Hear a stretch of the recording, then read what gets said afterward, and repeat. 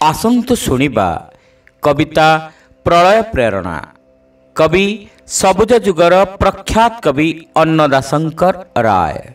अग्निकणा अग्निकणा देहदीपे जाल दीप्त शिखा तीव्र तेजे दही बिमु जड़तार अंधकुज्झटिका। शक्ति मदे क्षिप्त कर शक्ति पाई सर्वांग अधीर आलोक आसव देई कर मते उन्माद मदिर। झंझा वायु डाक मते प्रलय आहबे मूढ़ मुक धराबक्षे माति बिमु सोल्लास तांडवे। मोते कर बंशी तब बजाइबी भैरवी रागिणी झंझा राणी मो संगीते मिशु तब कंकण किंकिणी। मुक्ति मंत्रे दीक्षा दिय मते ज्वलंत जीवन कंठे मोर वज्रवाणी नेत्रे मोर प्रलय दीपन। अनंत जीवन मोदे अवहेले स्पर्धिबी मरणे समाजे मानिबी नाही लोकमत दली विचरणे।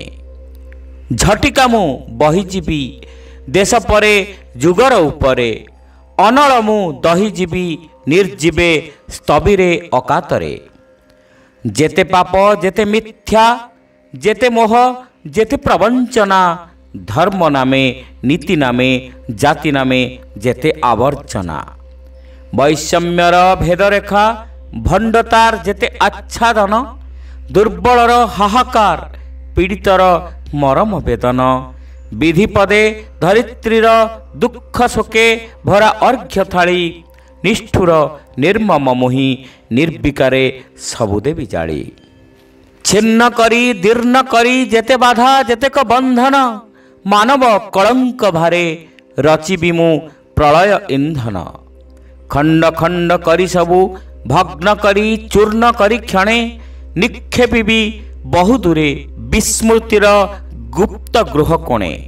एई भस्म अवशेष उपरे मु रचिबी नंदन मर्त्यरे अमरावती जड़ देहे जीवन स्पंदन। मुक्त हुआ जगतर जेते नर नारी मृत समाजर सिरे सिंचि दिय संजीवनी बारी।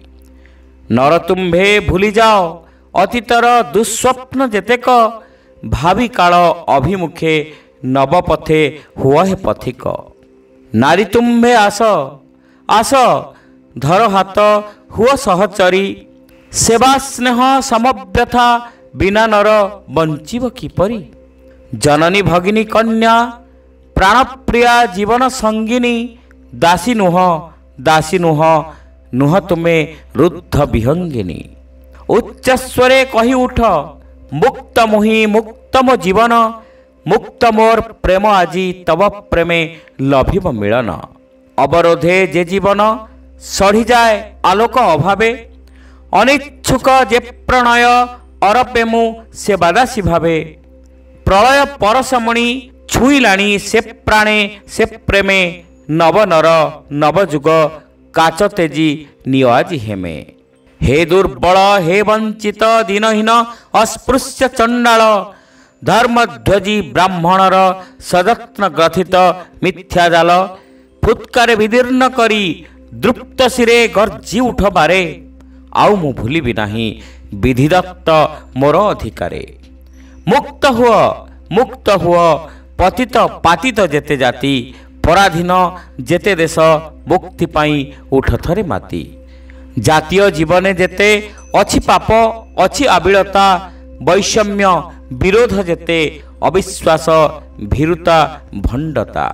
सबुदिय निर्विचारे निर्विकारे अनले आहुति तेबे तो लभिब भाई दासत्वर निगड़ू निष्कृति। जगतर नर नारी शुण मोर अग्निगर्भध्वनि मुक्त हुआ गर्जे आजी प्रलय असनी। श्रोता बंधु एठी शेष हैला सबुज जुगर प्रख्यात कवि अन्नदाशंकर रायंक कविता प्रलय प्रेरणा। कविताटी आपण मानकु केमती लागिला कमेंट करी निश्चित जणाइबे। चैनल रे नुआ होइतिले सब्सक्राइब करबा को भूलिबे नाही। रहिलु नमस्कार।